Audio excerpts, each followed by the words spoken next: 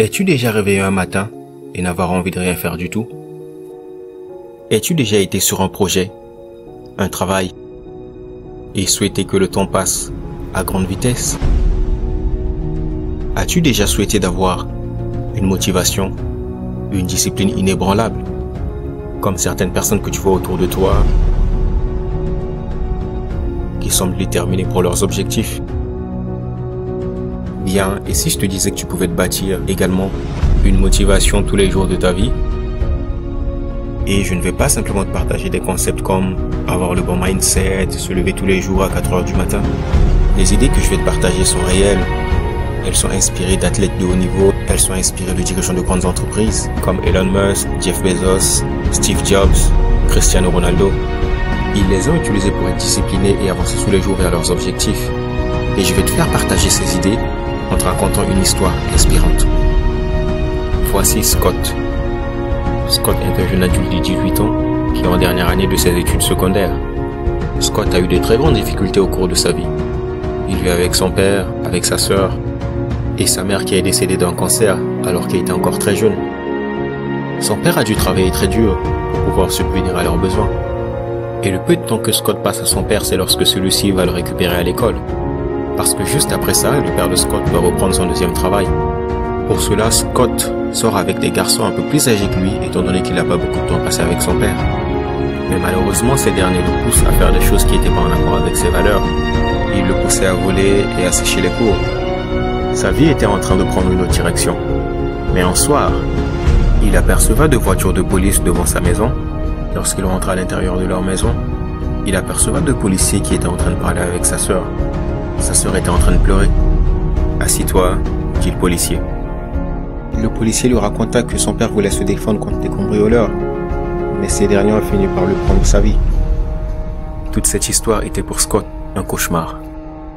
En l'espace d'une seconde, il avait très peu d'argent, il devrait s'occuper de sa petite sœur. Il devrait trouver une solution pour prendre soin de lui et de sa sœur.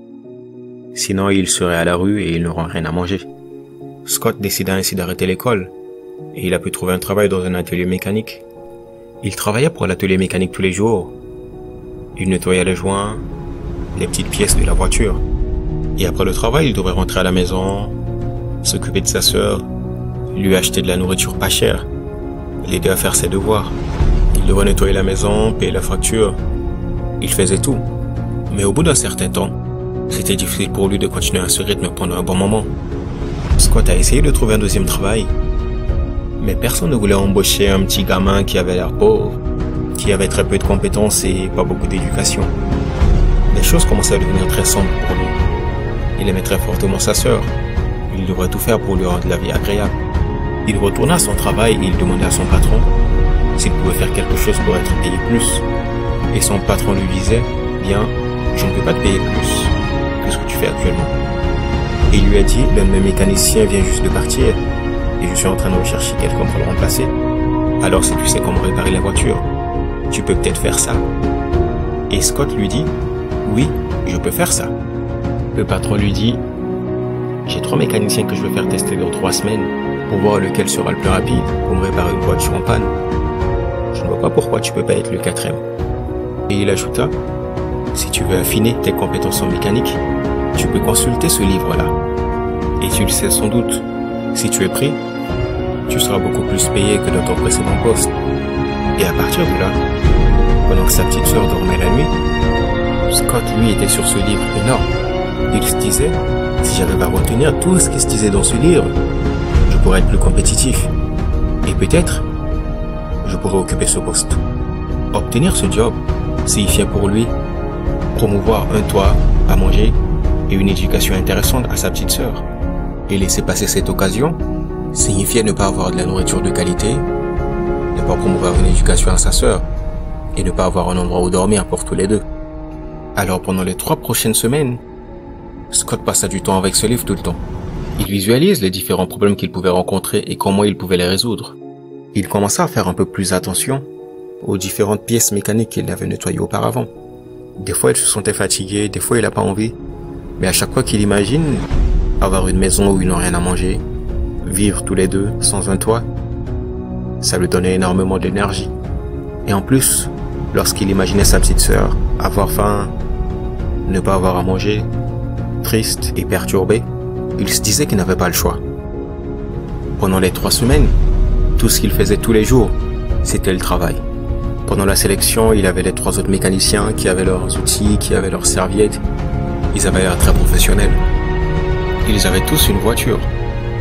Et toutes les voitures avaient le même problème. Cependant, seule la personne qui arrivera à résoudre son problème en premier aura le poste. Les 3 autres étaient déjà à fond sur leur voiture. Scott regardait sa voiture, mais ne savait quoi faire. Il se disait, mais comment je vais faire? Comment je vais faire? Il avait l'image de sa sœur qui traversait son esprit, l'image de ses parents qui ne sont plus là. Et il se disait que pour sa sœur, il devait trouver une solution. Il commença à regarder la voiture en profondeur pour essayer d'imaginer d'où viendrait le problème. Puis, il remarqua que le filtre de la voiture était bouché. Il s'empressait de nettoyer et de changer le filtre, se disant peut-être qu'une fois qu'il aurait fait ça, il aurait résolu le problème. Et pendant qu'il s'acharnait dessus, il entendait une autre voiture démarrer. Un des 3 autres mécaniciens venait de démarrer sa voiture. Il a su résoudre son problème avant tous les autres. Le patron demanda alors à ce mécanicien de venir le voir dans son bureau. En l'espace d'une seconde, Scott était dévasté.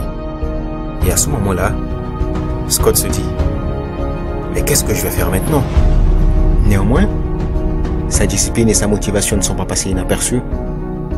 Même s'il n'a pas eu le poste de mécanicien, son patron lui a proposé de devenir son assistant, ce qui lui a permis de percevoir un salaire un peu plus élevé, de s'occuper de lui et de sa sœur.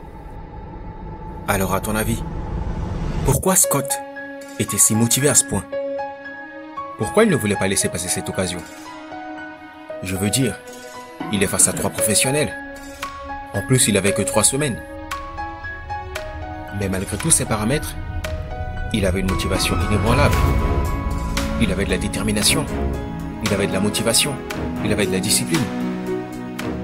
Trop souvent, on manque de motivation pour faire ce qu'on doit faire. Parce qu'on se limite à nous-mêmes. On se dit que si on le fait pas aujourd'hui, bah c'est pas grave. Et si demain on laisse continuer, c'est pas grave non plus. En fait, on n'a juste pas envie de faire la chose qui pourrait nous permettre d'accéder à un autre palier. Mais imagine une seconde que ta vie dépendait de ton action. Imagine une seconde que la vie de tes parents dépendait de ton action. Imagine une seconde que la vie des personnes qui sont importantes pour toi dépendait également de ton action. Seras-tu toujours surpassé par le manque de motivation? La raison pour laquelle la motivation de Scott était infinie est que son objectif était au-delà de lui-même. Pour la vie de sa petite sœur, il l'a fait. Pour son éducation, il l'a fait. Pour son bien-être, il l'a fait. Pour sa réussite, il l'a fait. La raison pour laquelle je te parle de ça, c'est que plusieurs études scientifiques, après avoir étudié la motivation de plusieurs types de personnes, sont arrivées à la conclusion que la motivation d'une personne dépendait majoritairement de l'importance que son objectif a pour elle. Les chercheurs ont remarqué que les personnes pour lesquelles l'accomplissement de leur objectif était capital n'avaient pas besoin constamment des sources externes pour être motivés. Un enfant qui adore jouer aux jeux vidéo par exemple, tu n'as pas besoin de le motiver à aller jouer. Et si à partir d'aujourd'hui, tu revoyais les rêves et les objectifs pour lesquels tu es prêt à te dépasser, et si tu te demandais vraiment pourquoi tu dois vraiment aller au bout de la réalisation de ton objectif? Lorsque tu sais combien réaliser ton objectif est important pour toi, lorsque tu sais que tu n'as pas d'autre choix que de te discipliner à continuer, que tu n'as pas d'autre choix que de te battre pour continuer,